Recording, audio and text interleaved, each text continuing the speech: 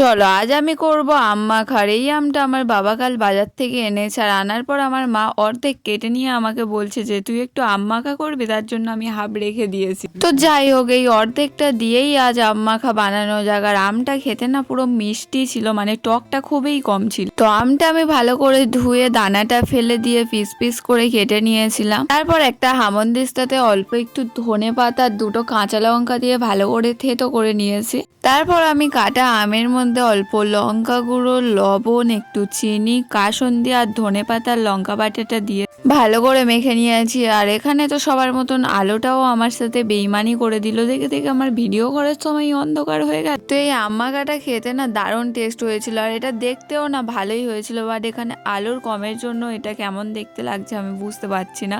তো আমার মতন তোমাদের এই আম মাখা খেতে কার কার ভালো লাগে অবশ্যই কিন্তু জানিও। আর এই অফ সিজনের জন্য তো এই জিনিসটা খেতে আরো বেশিই ভালো লাগছিল। তো ভিডিওটা ভালো লাগলে একটা লাইক করে দিও।